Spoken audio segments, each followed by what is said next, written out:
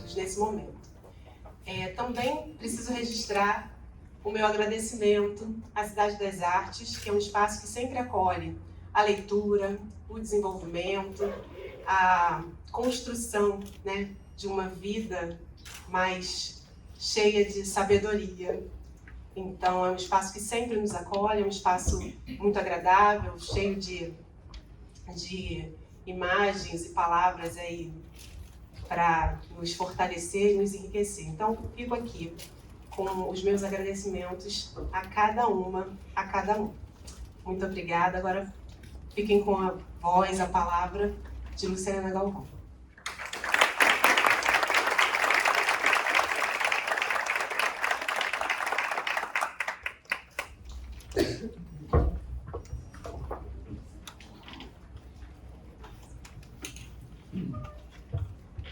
Bom dia a todos, aqueles que eu ainda não falei, sintam-se abraçados e muito bem recebidos.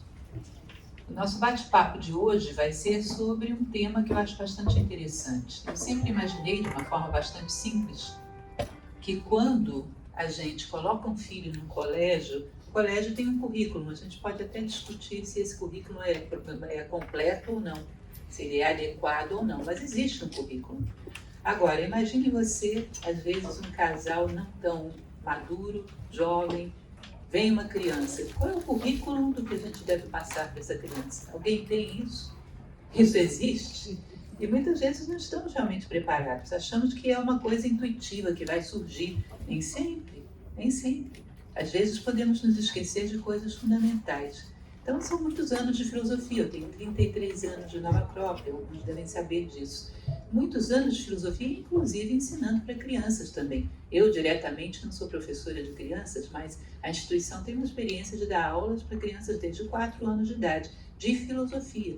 A gente tem essa experiência. Portanto, eu imaginei que algumas coisas, inclusive muitas das coisas que eu usei aqui, vieram dos nossos trabalhos, dos nossos projetos infantis.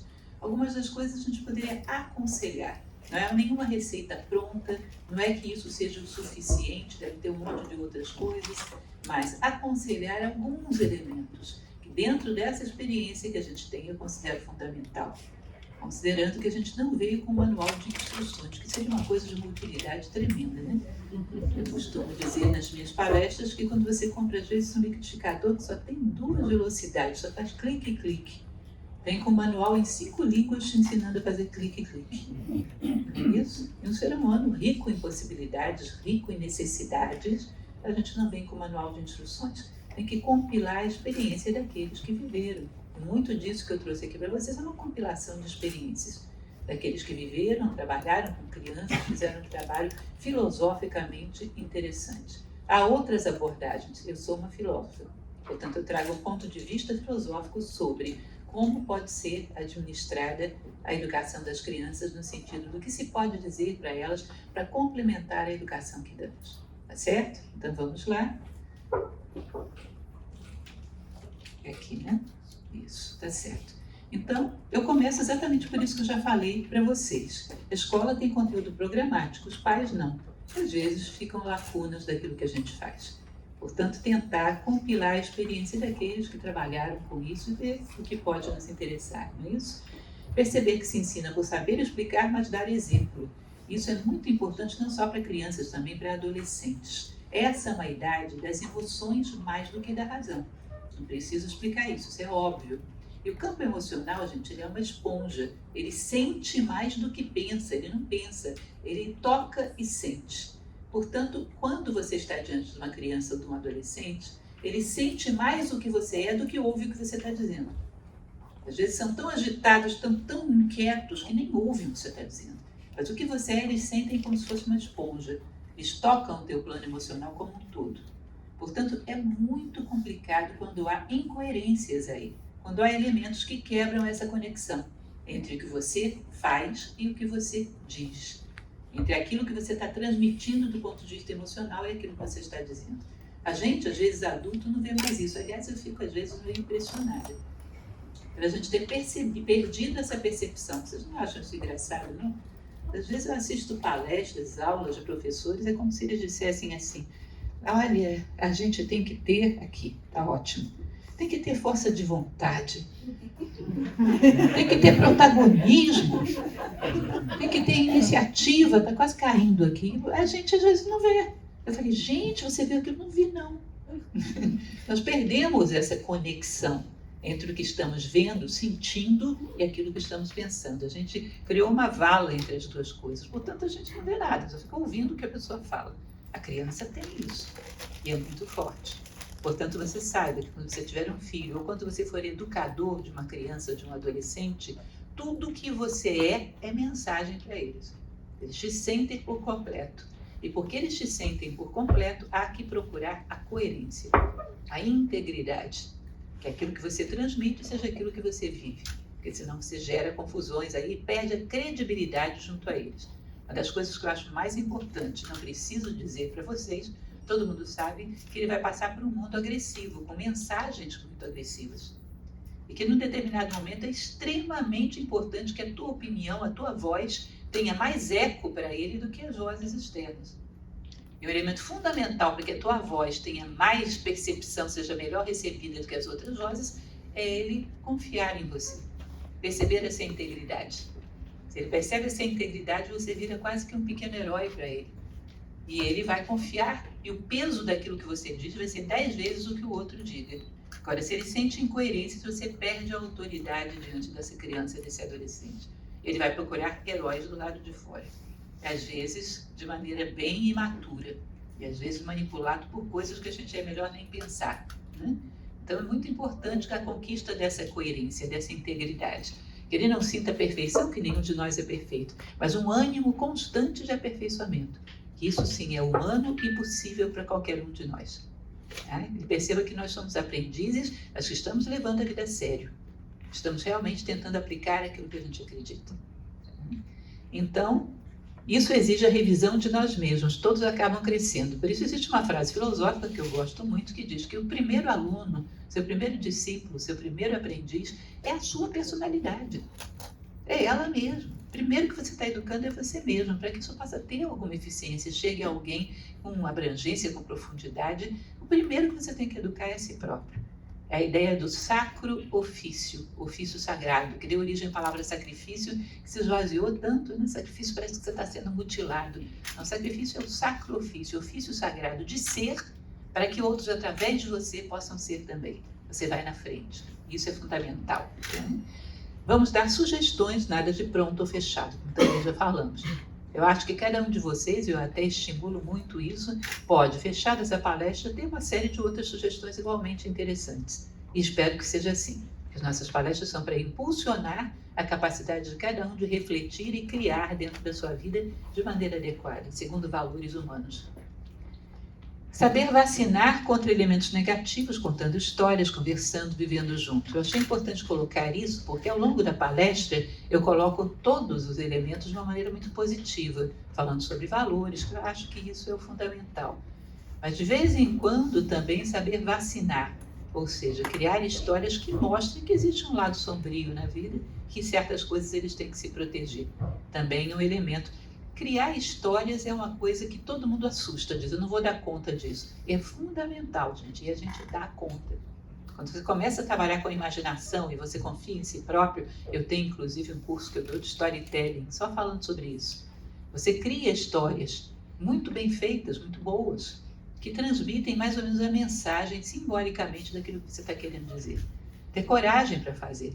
No nosso momento histórico, cria-se histórias às vezes muito inadequadas. Às vezes eu tenho vontade, não posso fazer, é uma pena, mas eu tenho vontade de fazer uma palestra dizendo quais os desenhos animados que deve e não deve deixar seu filho assistir. Honestamente que me dá vontade de fazer isso, porque tem umas coisas que têm umas mensagens muito mórbidas e nós estamos tão desatentos que às vezes nem vemos. Tá? Então é fundamental saber fazer isso também. Vamos lá.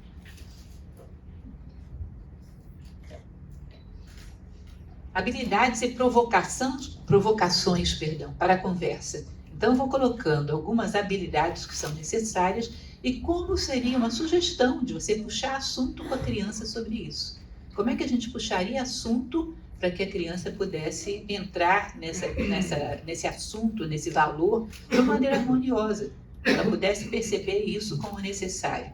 E isso é reiterativo, não é para você falar uma vez. De vez em quando é como se fosse um circuito. Você faz todo ele, de vez em quando volta no início, faz todo ele, vai reforçando, às vezes com histórias um pouco mais maduras, à medida que ele vai crescendo, mas reforçando esse circuito de valores ao longo da infância e da adolescência, como muito importantes. Então, o primeiro dele, respeito ao próximo. Saber puxar assunto com a criança mais ou menos nesses termos. Como é que você gosta que te tratem? Como você gosta que as pessoas, os coleguinhas, o pai, a mãe, como você gosta de ser tratado? Imagina que todo mundo é como você, gosta de ser tratado bem também. Todo mundo gosta. Portanto, aquilo que você não gosta de receber, não dê. Cuidado com a maneira como você trata as pessoas, porque todo mundo é como você, gosta de carinho, gosta de atenção, gosta de ser bem tratado. Aquela tendência que é até natural, né, de um certo egocentrismo na infância, começar suavemente a reverter como um fator humano fundamental. Você não é o único na face da Terra. Está cheio de seres, humanos e não humanos, todos merecendo tanto respeito quanto você. Tá? Então, começar com essa conversa de mostrar para eles que há outros que são como ele e que merecem respeito como ele. Tá? Respeito às diferenças humanas também é uma coisa interessante, fundamental, uma mentalidade inclusiva, né? Para que eles não saiam discriminando pela vida fora. Respeito às diferenças humanas, mostrar, olha, o papai é um ser humano que é diferente de você, é uma pessoa que é diferente de você, nem tudo que o papai gosta você vai gostar. A mamãe é outra pessoa que é diferente do papai, é diferente de você, e no entanto a gente se ama muito. Ninguém é igual a ninguém. Você vai aprender pela vida fora a gostar de pessoas que são diferentes de você, e é assim mesmo que a vida funciona. A gente não precisa que as pessoas sejam iguaizinhas a gente para respeitar e para amar. Começar a mostrar que as diferenças se complementam, não se excluem. Porque isso é uma coisa horrorosa que a gente leva para a vida fora, às vezes até em certos casos estimulados pela família. Sair discriminando todas as diferenças, não aceitando, não incluindo as diferenças. Então começar com esse tipo de percepção. Todo mundo que te ama é diferente. A vovó é diferente da mamãe, que é diferente do papai, todo mundo é diferente, a gente ama todo mundo. Começar a pegar os exemplos da vida dele e trabalhar com inclusão. O que mais? Respeito à natureza, isso então é importantíssimo. Quando a gente trabalha com crianças, a partir de 4 anos, com filosofia, uma das primeiras coisas que a gente inclui é a ecologia, amor à natureza. É fundamental que eles percebam que a plantinha que você vai lá e quebra a folha dela, arranca um caule, é um ser vivo que sente dor como você. Imagina como se alguém viesse e arrancasse o seu cabelo, puxasse o seu braço. Começar a explicar para ele que tudo que é vivo sente dor, tristeza e alegria. Tudo que é vivo sente dor como a gente, sente tristeza como a gente, sente alegria como a gente. Que é necessário que a gente dê para esses seres alegria. Que leve alegria para a vida deles, que leve o bem, que é muito importante, desde cedo, passar essa ideia de que a gente veio ao mundo para levar o bem para a vida das pessoas. Eu passei uma experiência muito interessante. Nós, em Nova Acrópole, somos voluntários, trabalhamos de tudo um pouco a gente faz, porque o trabalho da escola é todo voluntário. Às vezes eu estava fixando um cartaz num mural de uma loja que tinha me permitido a isso. Veio uma criança que tinha acabado de aprender a ler, gente. E ela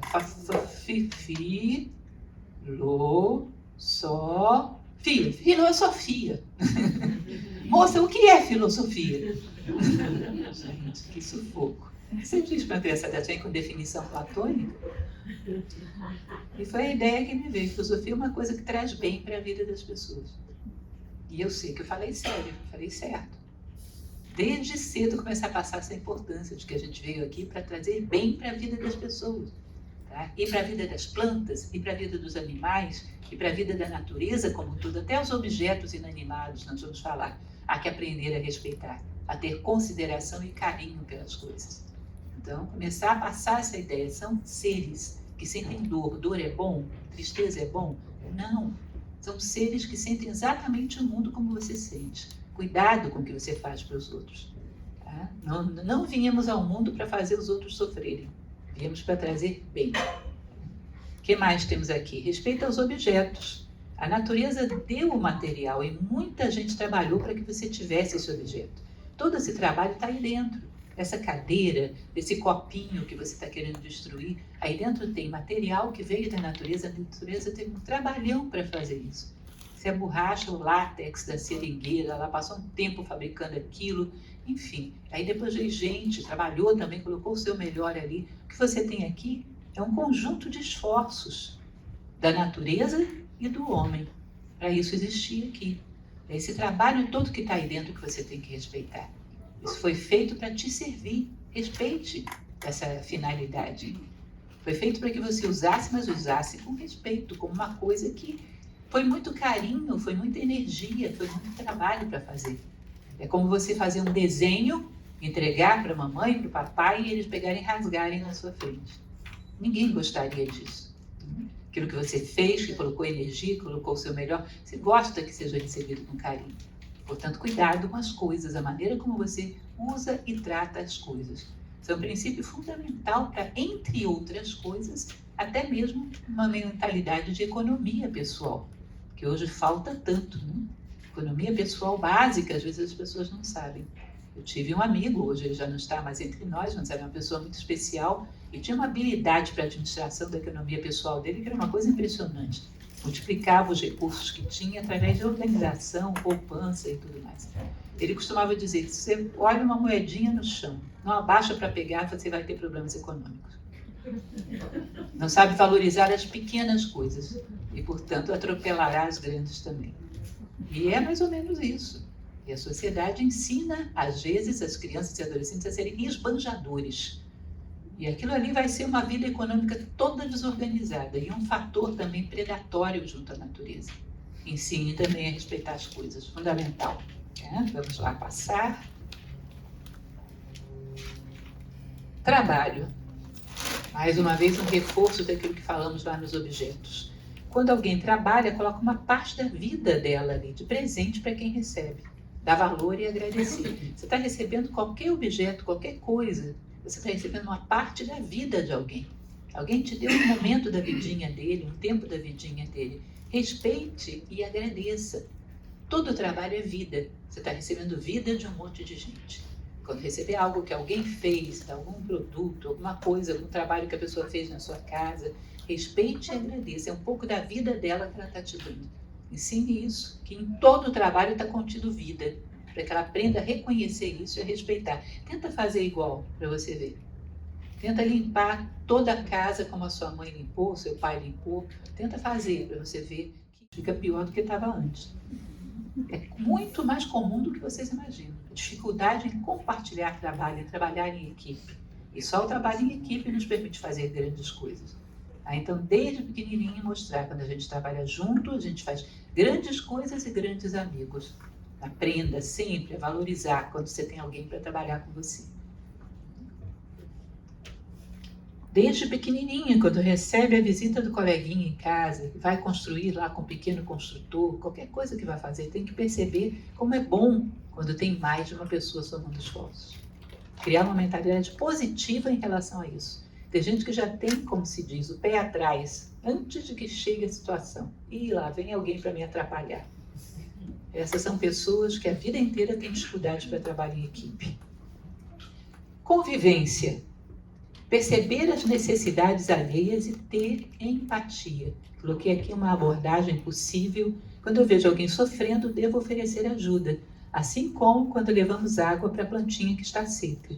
Eu posso fazer com que doa menos com a minha ajuda. Desde cedo, essa criança, esse adolescente, saber que um ser humano sofrendo é problema dele. Que se está no alcance dele fazer alguma coisa, que ele deve fazer. Às vezes um coleguinha, um dia no futuro, um colega de trabalho, você olha e vê que o olho está inchado, parece que chorou, ou está com aquele astral bem baixo, né? Alguma coisa aconteceu, é problema meu. Eu posso chegar com muita habilidade e dizer, posso te ajudar em alguma coisa? Se você precisar, estou à disposição. Ainda que essa pessoa não peça nada, mas ela se sente abrigada. Ela se sente que alguém se importa com ela. Isso já ameniza a dor. Ela não se sente isolada. Então, estou num mundo onde existem pessoas que se importam comigo, ainda que ela não utilize dessa ajuda. E quando utiliza, saber ir ao limite, até o limite das suas possibilidades para beneficiá-la. Ver o que é possível fazer. Então, da mesma maneira que a plantinha está secando, eu vou lá e coloco água. Eu tenho que estar atento aos olhos do ser humano. Ver quando ele precisa de mim. É uma das coisas que a gente mais foge. Chega cumprimentando as pessoas automaticamente. Bom dia, tudo bem? Bom dia, tudo bem? E torcendo para que elas não respondam se estão bem ou não. Porque se elas responderem que estão mal, eu vou perder meu tempo. Então, tomara que não respondam, fique por isso mesmo. E tudo muito automático, porque não queremos nos comprometer com as pessoas. Isso é um sintoma de egoísmo, de falta de um mínimo de fraternidade. Isso é uma coisa horrível para se levar para a vida fora. Isso gera dificuldades muito grandes para a vida fora. Olhem os adultos que vocês conhecem e que têm esse problema. E ver os problemas grandes que isso gera quando a gente não leva essa premissa para a vida. As pessoas que estão com problemas é problema meu. Eu posso e devo fazer alguma coisa. Gostar da cortesia e da gentileza. Isso então é uma delícia de se ensinar. Tem palavras que são como beijos. Por favor, bom dia, como vai, obrigada. São vários beijos que deixamos pelo caminho. Aprender que quando você fala essas coisas é como um beijo que você dá em alguém. Está carregado de carinho, não é automático. Não é jogar simplesmente automatismo sobre os demais. Mas palavras que acariciam. É como uma maneira de você ir distribuindo o seu coração pelos cantos. E o coração, quando ele é distribuído, ele cresce. O coração é uma coisa engraçada, ele se regenera sempre que ele é distribuído. E regenera para melhor, mais amplo, mais profundo, com mais capacidade de doar. Como existe um mito celta que diz que havia uma fonte que quanto mais bebiam dela, maior o montante de água que saía, ela se tornava cada vez mais abundante. É assim o nosso coração, é essa fonte. Tá?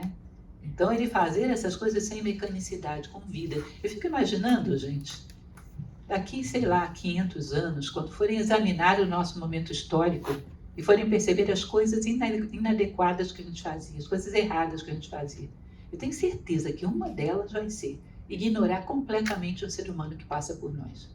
Como se ele fosse nada. O ser humano é muito para ser ignorado. Você não detectar que ele está ali, não dá um bom dia, não dá uma boa tarde, uma boa noite. O ser humano é muito para ser ignorado, é um universo muito importante para que você passe como se ele não fosse nada. Deixar claro que eu te vejo, você existe para mim, você está no meu campo de ação, portanto, se precisar de mim, eu estou aqui. Eu te vejo, você existe. Recordo que uma ocasião, eu fui estacionar o carro em Brasília, onde eu vivo, e veio um menino pedindo uma moedinha.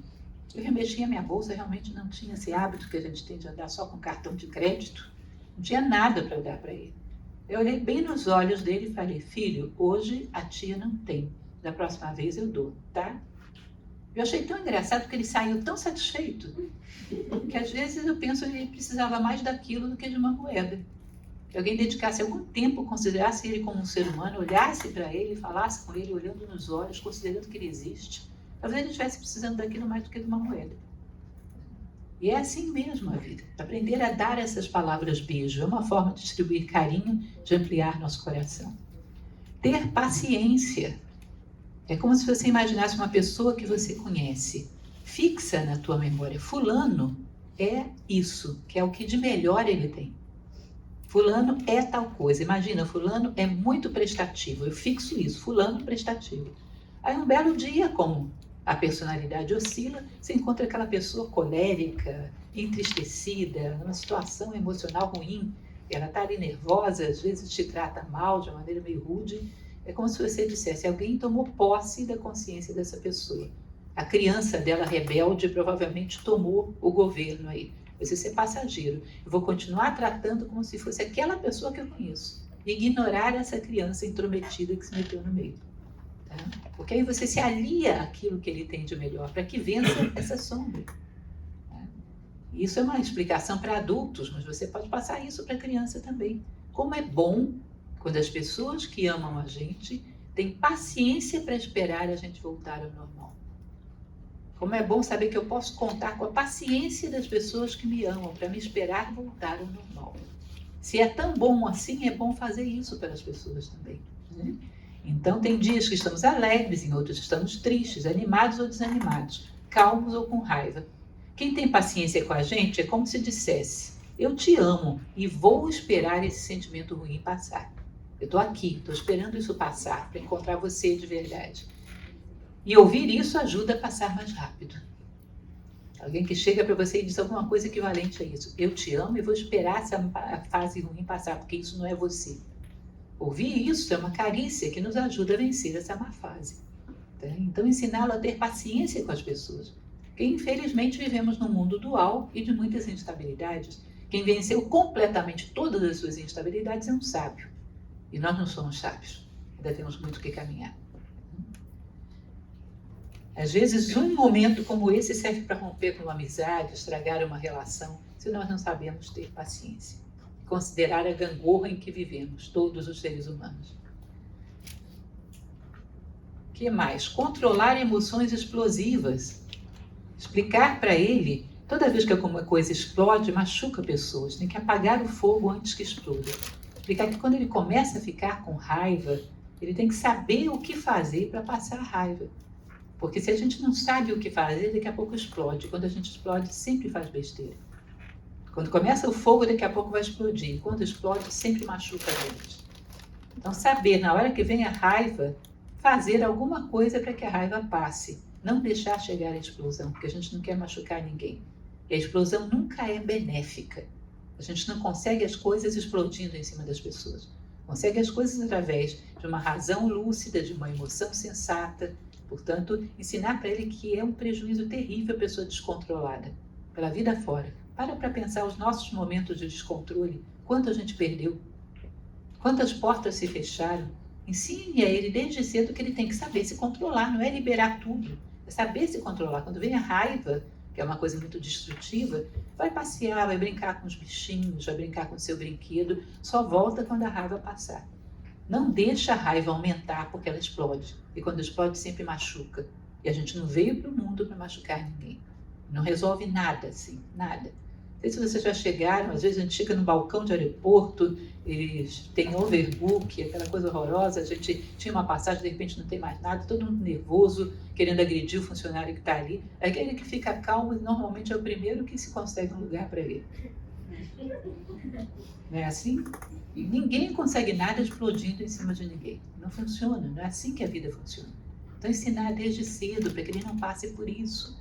Porque a vida inteira a gente vai se arrepender dos momentos de explosão. A vida inteira a gente vai carregar esse ônus de não ter sabido se controlar nas horas críticas. A vida inteira vai doer. Se você quer que ela não passe por esse sofrimento, ensina. Que quando começar a raiva, tem que saber como dissolver a raiva. Essas são as coisas que fazem a raiva passar. Não deixá-la crescer até explodir. Isso vai poupar de muitos aborrecimentos. O que mais temos? Saber honrar a sua palavra. Isso também é muito importante. Quando você não honra a sua palavra, os outros perdem a confiança em você. Tá bom, mas isso é até contornável. Tem outras pessoas que vão confiar. O pior não é isso. Quando você não honra a sua palavra, você perde a confiança em si próprio. Aí quando quer alavancar para fazer alguma coisa no futuro, não tem base, não tem chão. A tua própria consciência chega e diz, lá vem você com outra bobagem, não vai fazer mesmo. E a pessoa vai perdendo a autoridade para fazer qualquer coisa. Ensinar eles desde cedo que a palavra tem valor, a palavra tem um peso. E, portanto, respeitá-la. Né? Quando eu digo que vou fazer alguma coisa, uma parte do meu coração já foi lá fazer. O resto do corpo tem que correr atrás desse pedaço do coração, como falava ainda há pouco. Uma parte de mim já foi. Eu tenho que correr atrás para poder me unir a essa parte. Saber que eu só vou ser inteiro quando eu respeitar as coisas que eu digo. Não prometer coisas, não dizer que vai fazer coisas que você realmente não quer fazer. Porque a gente se divide, é como se a gente se partisse em pedaços. Ensinar isso para ele. Sua palavra é como se fosse o seu braço, a sua mão, a sua perna. Você não pode se partir em pedaços. Tudo que está em você tem que ser bom. Portanto, a sua palavra tem que ser boa. Você tem que respeitar a sua palavra. Muitíssimo importante. Raro nos dias atuais. A palavra não é nada. Alguém que chega e te diz, te prometo tal coisa, não é nada, não significa coisa nenhuma, é impressionante isso. Os vínculos de confiança estão todos diluídos, ninguém confia em ninguém, porque as pessoas não aprenderam a honrar as suas palavras. Não precisa ir muito distante, eu já ainda vivi numa geração, minha avó, por exemplo, era assim, que o que ela dizia era sagrado, ainda que depois ela se arrependesse, não quisesse mais fazer aquilo, mas o que ela dizia era sagrado para ela, era como se fosse uma dívida na praça. E aquilo tinha um valor tremendo. E isso foi o quê? 2 gerações, minha avó. Não faz tanto tempo assim que a palavra tinha valor, tinha honra, tinha dignidade associada. A gente perdeu isso muitíssimo nas 2 últimas gerações. Ensiná-lo a recuperar, a reconstruir isso. O que mais? Saber aplicar o que aprendeu. Se hoje eu aprendo no colégio que a plantinha precisa de água, se eu aprendi isso, que a plantinha precisa de água para viver, a primeira coisa que eu faço em casa é pegar lá um copinho e botar água na plantinha. Porque se eu não faço isso, é sinal de que eu não aprendi nada. Entendem o que você está querendo passar com isso? Aquilo que você aprendeu, você vive. Porque se não viveu, é porque não aprendeu. A frase de uma grande filósofa chamada Helena Blavatsky: honrai as verdades com a prática. O que eu aprendo hoje, amanhã eu estou vivendo, senão eu não aprendi. Não tem sentido nenhum, é como o professor que eu falava para vocês ainda há pouco, escorado na cadeira e falando de vontade, de protagonismo, de seja lá o que for. Isso é tão comum que as palavras não correspondem à vida. Hoje isso é muito comum. Às vezes, quando a gente para estudar essas coisas, os gestos, a lógica das palavras, o olhar, às vezes a gente fica muito impressionado que as pessoas não percebam essas mensagens subliminares.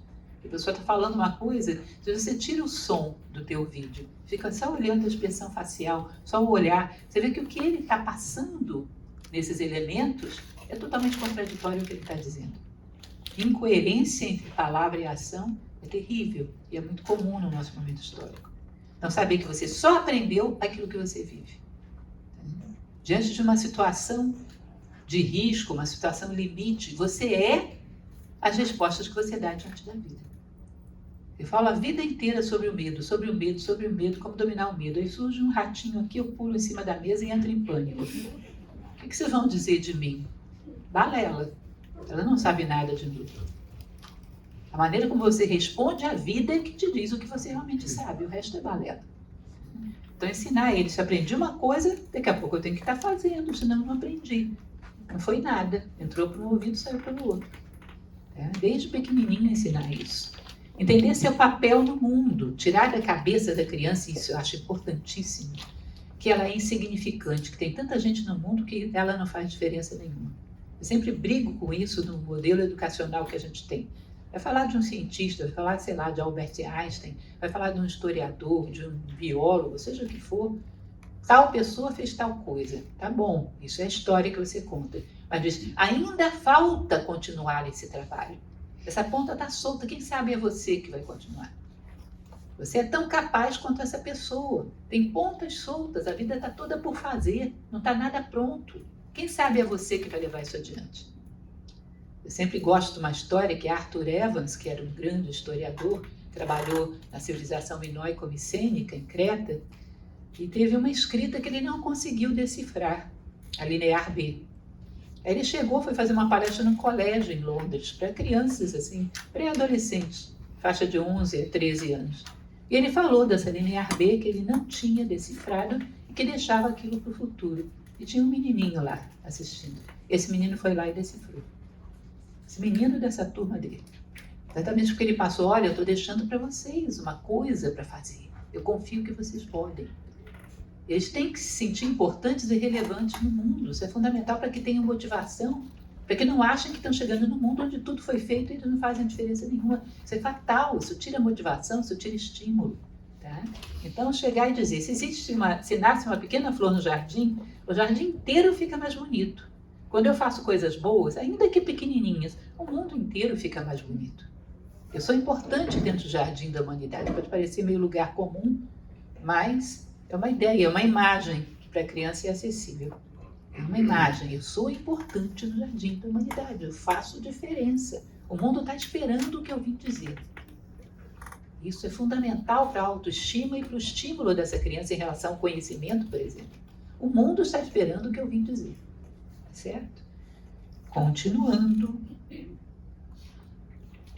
Desenvolvimento de valores, saber expressar sentimentos, também é outra dificuldade grande. Quantas pessoas às vezes se envolvem em problemas emocionais graves porque não sabem expressar os seus sentimentos. Ficam bloqueadas, têm medo, têm algum bloqueio que às vezes vem da infância para expressar sentimentos, né? Por uma série de tratamentos inadequados que a gente dá a isso.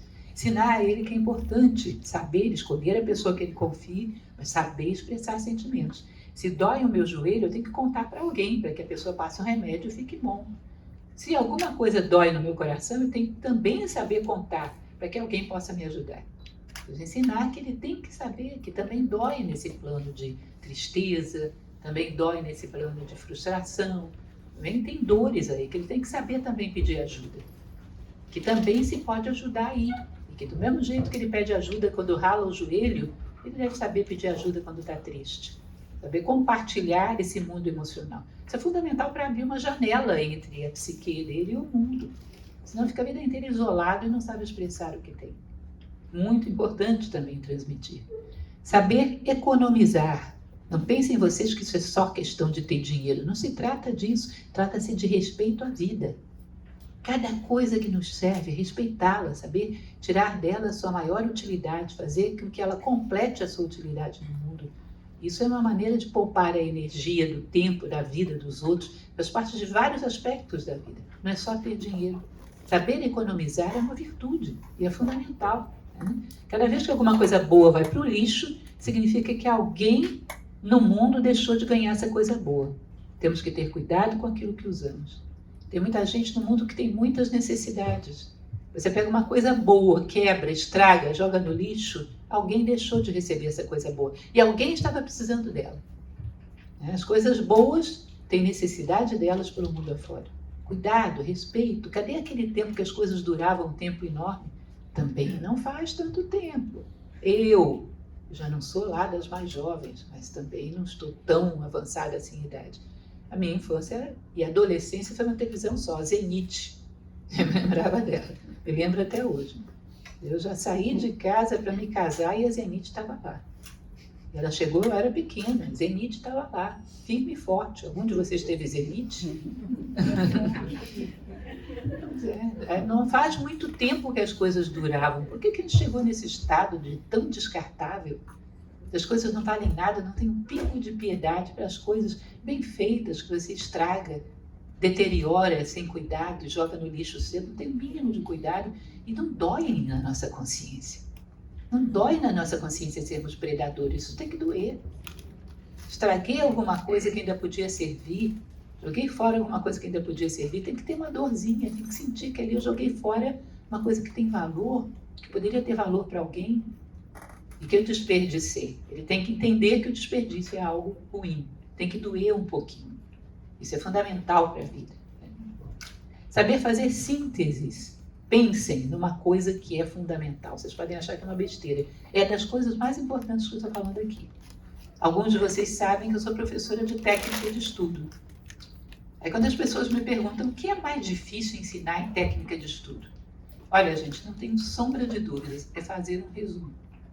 Fazer síntese. As pessoas não sabem isso, mas é uma coisa do outro mundo. Vocês não estão entendendo. Você dá um texto de 30 linhas para ele fazer um resumo e ele te entrega um de 31. É impressionante como é que as pessoas não sabem achar a ideia principal no meio de um texto. Uma dispersão tremenda. Uma pessoa está falando com você e você não sabe qual é a ideia principal que ela está querendo te dizer. Por isso é manipulado de tudo quanto é jeito. Fica totalmente periférico, pegando coisas do meio, pegando a cor da roupa que ela está usando e não pega a ideia principal que ela está te transmitindo. Quando vive uma situação na vida, não sabe olhar para trás e dizer qual é a ideia principal que aquilo te ensinou, que eu posso aprender com aquilo. Fazer síntese é para tudo na vida. Bater o olho, eu sei, esse texto está dizendo isso. O resto é chantilly, o resto é adereço. Mas a mensagem é essa. E quando eu ensino técnica de estudo, eu ensino a pessoa a andar sempre com um lápis ou uma caneta, até anúncio de jornal, até notícia de jornal, sublinhar a ideia principal. Até aprender a ter esse foco. Foco, eu estou focado. Isso é dizer isso, tal coisa que fulano disse. Às vezes você perde uma aula e vai para o colega que assistiu, né? Me diz o que o professor falou. Ah, não sei, tenho que pegar as minhas anotações, assim de chufre, eu não sei. Uma ideia? Não sei não, ele falou tantas coisas, mas a roupa que ele estava era linda. Como acontece isso? Isso é a chave para manipulação. Jogam com você com um monte de elementos periféricos e você engole uma ideia principal altamente inadequada e nem percebe qual foi. Daqui a pouco está com aquele preconceito para a vida fora, com aquela ideia distorcida para a vida fora. Engole junto com essa embalagem. Desde cedo, isso vai protegê-lo de muitas coisas e vai ajudá-los a fazer uma síntese de vida que ele possa aprender com a vida. Então, dessa historinha que eu contei hoje para você, o que foi mais importante que você aprendeu? Disso que eu te falei, o que foi mais importante? Desde cedo, ele saber te dizer. Isso, inclusive, ajuda ele a ficar mais focado quando você está falando. Disso que eu te falei, qual é a coisa mais importante? constantemente está puxando isso. Isso tem muito mais importância do que vocês possam imaginar. Serve para toda a vida. O que mais? Refinar os sentidos. Também isso é muito importante para que você possa ter um certo requinte, um certo refinamento de perceber os detalhes da vida. Você é uma pessoa que às vezes passa pelas coisas de uma maneira superficial e banal. Requintar os sentidos é muito importante. Então você chegar, tá uma barulheira à sua volta da sua casa, ouvir o canto de um pássaro. Você está ouvindo no meio de tudo isso o canto do pássaro. Olha como ele canta. Agora vem um outro pássaro. Você percebe a diferença entre um e outro? Refinar o ouvido para os sons. Às vezes o mais velho colocar uma orquestra, percebe tal instrumento. Muito importante esse requinte dos sentidos. Perceber o som de um instrumento no meio dos outros, ou o sabor de um alimento misturado nos outros, que ele aprenda a saber separar as coisas. Aqui é análise, né? Ainda há pouco foi síntese. Saber perceber os detalhes da vida, saber distinguir, saber ter discernimento. Também é um elemento muito importante desenvolver. São coisas que parecem tão pequenas, mas que têm tantas utilidades na vida que vocês não imaginam. Isso ajuda a aprender a discernir. Não pegar as coisas que vêm para você como se fosse um pacote. Saber tirar cada coisinha, cada coisinha. Você gostou do que fulano falou? Depende. Entre 35 e 37 minutos ele falou um negócio que eu achei muito interessante. Mas de 37 a 40 já não. Eu estou prestando atenção no que ele está dizendo. Então eu sei dizer o que me é útil e o que não é. O que eu concordo e o que eu não concordo. Não recebo as coisas com um pacote pronto, porque eu não sei distinguir o detalhe. O que mais? Refinar visão simbólica. Trabalhar com contos e fábulas. A vida é simbólica, gente. Ele vai precisar disso para aprender com a vida. Isso é fundamental. Para vocês, que eu acho que a maioria já conhece as minhas palestras da internet, tem um exemplo que é o que eu mais dou. Vocês vão lembrar. Que é aquele de quando você entra na fila, lembra? Você entra numa fila que você está, não anda. A outra anda. Aí você muda de fila. A que você estava começa a andar, que você entrou, não anda. É assim no mercado, é assim no trânsito, é assim em tudo. Você não para perguntar o que a vida está querendo me dizer com isso? Será que eu não sou um pouco ansioso demais? Tenho que aprender a controlar a ansiedade? Será que eu não tenho excesso de autoimportância, de achar que todo mundo pode esperar menos eu? Faz propostas de interpretação da vida e se reposiciona. E assim vai aprendendo como se você estivesse dialogando com o interlocutor oculto, que está nos bastidores da vida, conversando com você. Aprender a ter visão simbólica, nossa, enriquece a nossa vida demais. A filosofia trabalha com isso o tempo todo. Trabalha com mitos, com contos, ensinando a gente a extrair o simbolismo e depois o simbolismo da própria vida. Os acontecimentos que são um diálogo, a vida está querendo dialogar com você, está puxando assunto e você não está recebendo a mensagem. Então, desde cedo, contou a historinha e isso significa tal coisa. Ele aprender que não é só o que está sendo dito ali, tem mais. Essa historinha significa tal coisa na sua vida. Começar a ensiná-lo a fazer reflexão e extrair conteúdo simbólico. Isso desenvolve a imaginação de um jeito que vocês nem podem imaginar. É fantástico, desdobra a capacidade de imaginação. Ensinar a ele a pegar as coisas como base e em cima daquilo espiralar. Desenvolver uma interpretação, uma visão, uma reflexão própria. Planejar as ações com disciplina e ordem. Tem brinquedos educativos que são insubstituíveis. Daqui a pouco a gente falava que a gente vai dar um presente, tem que dar uma coisa automática, um botão que pisca a luz, vira de cabeça para baixo. A gente está viciado nesses brinquedinhos multitecnológicos, mas que do ponto de vista pedagógico não são nada, né? Eu gostava muito daquele brinquedo do bom construtor. Vocês já viram esse, que são uns tijolinhos que você ia colocando em cima e fabricando. É muito interessante que você ajude a criança, nessas brincadeiras, pensar antes do que ela pretende desenvolver, nem jogando os tijolinhos aleatoriamente. O que eu quero fazer? Eu quero fazer uma casa. De quantos andares? 2 andares. Eu quero fazer uma casa para quantas pessoas? Para 3 pessoas. Então, vamos imaginar aqui quantos tijolinhos você vai precisar para uma casa de 3 pessoas. Quantos andares você vai precisar? Como é que você vai fazer para cobrir essa casa? Qualquer coisa, ensiná-lo antes a fazer um planejamento para ter uma meta, para ele saber onde ele quer chegar. E uma das coisas terríveis que acontece conosco é empurrando a vida, como se diz popularmente, com a barriga para frente, sem saber onde a gente quer chegar. Sem nenhuma meta, sem nenhum propósito, sem nenhum sentido. Ensiná-lo a planejar a vida, ter objetivos. Desde pequenas, coisinhas pequenas. Como é que você pretende que fique o seu quarto? Eu gosto do meu quarto assim. Ah, tá bom. Então vamos juntar as coisas, arrumar as coisas de tal maneira que fique assim. ter objetivos claros. Inclusive, objetivos claros para a tua vida como um todo. Que isso em administração do tempo também é uma das coisas que eu mais ensino. Tem um objetivo claro que envolva a sua vida como um todo. E assim você tem propósito, você pode fazer boas escolhas, você pode ter valores, porque os valores têm a ver com aquele lugar que você quer chegar. Se eu quero chegar na escada, o bom é o que me leva para lá, o mal é o que leva em sentido contrário. Se eu não quero chegar em lugar nenhum, o que é o bom? Percebe que o sentido de vida é fundamental para que a gente construa a nossa vida. Planejar, organizar onde queremos chegar com as coisas. Fundamental ensinar isso desde cedo. O que mais temos aqui? Valorizar o momento presente. Quando para a cena, nunca vai acontecer uma cena igualzinha a essa. Para olhar. Seu cachorrinho deitado ali, o papai trabalhando, a mamãe aqui junto com você. Essa cena nunca mais vai acontecer igualzinha. Olha e para um pouco. Que bonita que é. Um dia você vai ser grandão, vai ser uma pessoa grande, vai lembrar desse momento e vai sentir saudade. Olha como é bonita essa cena. Ensinar ele a estar no presente, a valorizar o presente. A dar valor ao lugar onde ele está. Nossa, isso nem se fala. Eu poderia perguntar para vocês, não vou perguntar porque seria um pouco constrangedor. Mas poderia perguntar, quem de nós sabe fazer isso? Valorizar o momento presente, estar de corpo e mente juntos, como dizia Jung. Agora, corpo e mente juntos. Quem de nós sabe fazer isso? Está sempre fugindo para um momento futuro, ansioso, e o presente se esvazia. Como se a gente pudesse chegar a um futuro grande, tendo presentes pequenos, ausentes e mal feitos. Nunca vamos conseguir isso. Estar de corpo e mente juntos em cada coisa que você faça. Existe um conto oriental de um homem que era muito sábio, e um dia seus discípulos foram perguntar como é que ele fez para chegar a tanta sabedoria. Ele respondeu da seguinte maneira: é simples. Quando eu estou descascando uma laranja, eu estou descascando uma laranja. Toda a minha mente está na laranja, na casca, na faca, aquilo que eu estou fazendo. E por isso adquiriu alguma sabedoria, entendem?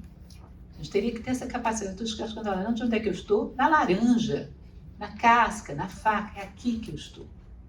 Ensiná-lo a fazer isso, valorizar o momento presente. De vez em quando fazer uma chamada, olha esse momento, que bonito. Olha que importante.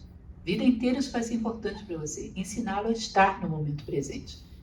1000 utilidades para a vida fora.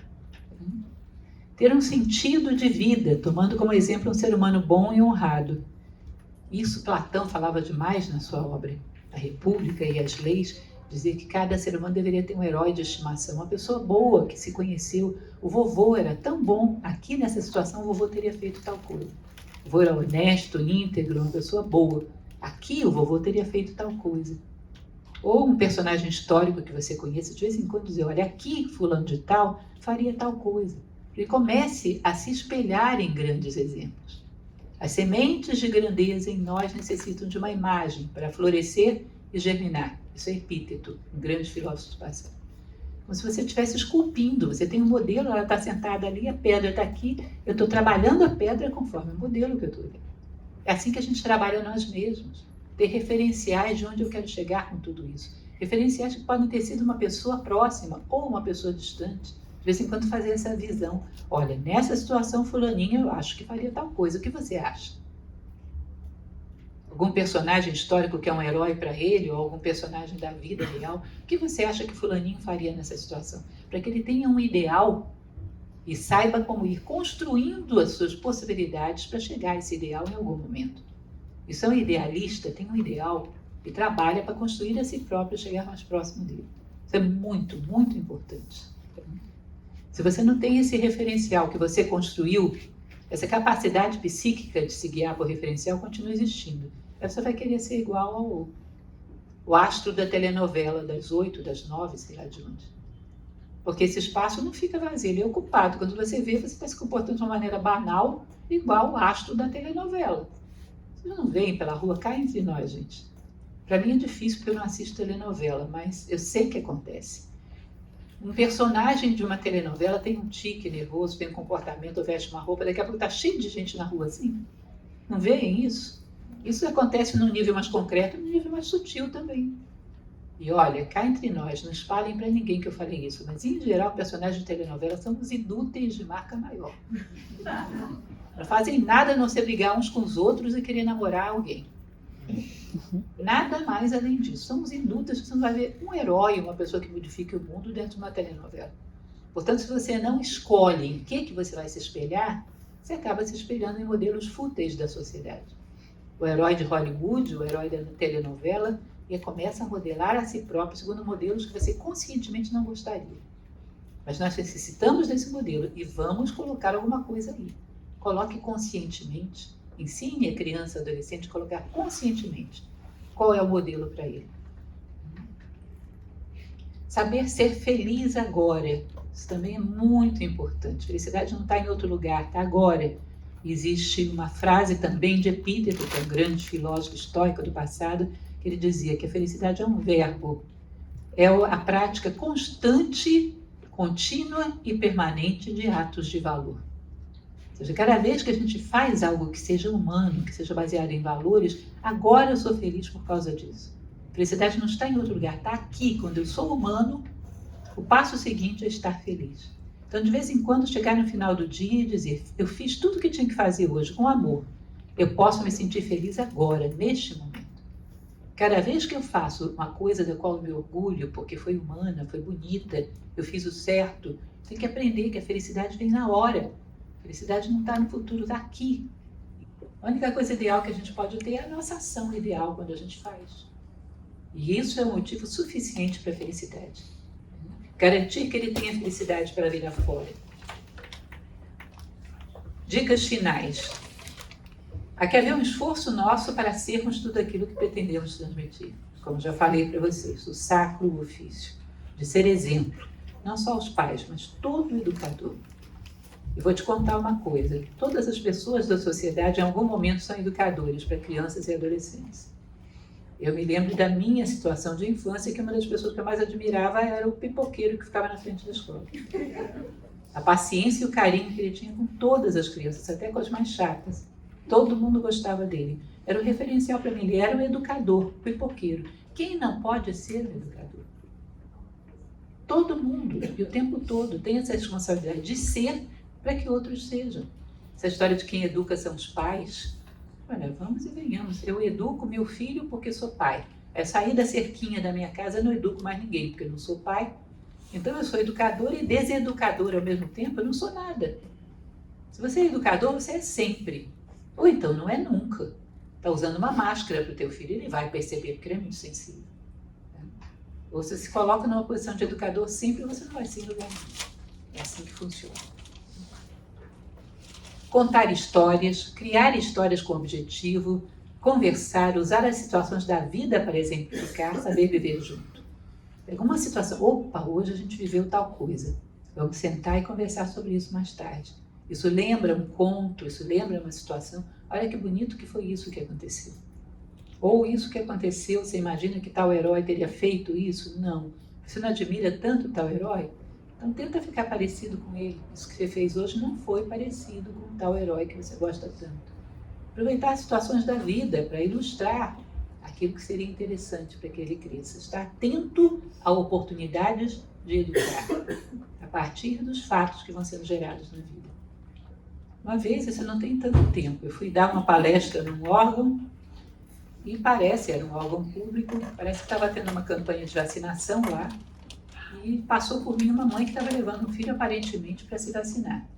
E a criança, nossa senhora, queria se jogar no chão, esperneava, injeção, aquela criança quer saber de injeção, fazia uma confusão e ela arrastando, sem paciência, arrastando. Lá pelas tantas, o menino parou para ela e falou, mamãe, por que tem coisa boa na vida da gente que dói? Por que as coisas boas têm que doer? Eu falei, meu Deus, que pergunta filosófica. Dá vontade de sentar no chão e dialogar com esse menino, porque, olha, raramente na vida posterior dele ele vai parar para fazer perguntas tão profundas assim. Profunda, uma pergunta de vida. Por que as coisas boas às vezes doem? E a gente, às vezes, a mãe, o pai, ele não tem paciência para perceber essas coisas. Essas grandes oportunidades. Está estressado, tem que vacinar o menino, depois tem que fazer outra coisa, Nós somos os grandes perdedores de oportunidades. É uma oportunidade linda. A gente adulto não faz perguntas tão boas assim. Eu fiquei sentindo, meu Deus do céu, ele realmente quer saber. Ele realmente quer saber. Olha que ouvido atento para um pouco de filosofia. Isso é filosofia pura. estarmos atentos a oportunidades de educar. Então, usar situações da vida para exemplificar, saber viver junto, saber saborear a vida junto com ele, e em cima dos acontecimentos da vida explicando. Bom, e por fim, eu gostaria de dizer para vocês, como eu já disse, que muito disso que a gente passou aqui é baseado no nosso programa, que nós temos um programa social chamado Crianças para o Bem. É a maneira como nós educamos essas crianças em situação de risco, a maneira que aplicamos filosofias nas nossas crianças. Foi inspirado nesse nosso programa e nessa nossa experiência que eu fiz essa pequena amostragem, que, como eu disse para vocês, não é um pacote pronto, dá para incluir muitas coisas aí, são apenas algumas dicas iniciais. Eu gostaria apenas de explicar para vocês um pouco sobre os livros, falar um pouco sobre esse livrinho aqui, que eu tenho uma grande admiração por ele. Nós somos professores de filosofia em Nova Acrópole, e o curso tem níveis. O nível preliminar, que é o primeiro nível, os níveis mais avançados. Esse nível preliminar, que é o primeiro nível, ele foi todo transformado em contos infantis nesse livro. Imaginem que é um curso de filosofia básico, todo transformado em contos infantis. É um livro que a gente usa como material didático. Ele é muito interessante. Aqui você tem Platão, tem Aristóteles, tem Confúcio, de um jeito que uma criança de 7 anos consegue entender. Portanto, é maravilha o livro, muito interessante. Eu recomendo muito para vocês. Histórias para Despertar, que além disso é todo ilustrado para as crianças do nosso projeto. Todo ilustrado para as crianças do processo educativo de Nova Acrópole. E o Caibalion para crianças, eu não preciso falar muito dele para vocês. É uma tentativa de adaptar essa grande obra, que é o Caibalion, para uma linguagem infantil, para que a criança possa, desde cedo, perceber algumas das suas leis. Tá? Então, aqueles que tiverem interesse, eu terei toda a satisfação em dar autógrafos e passamos para a segunda parte do nosso evento.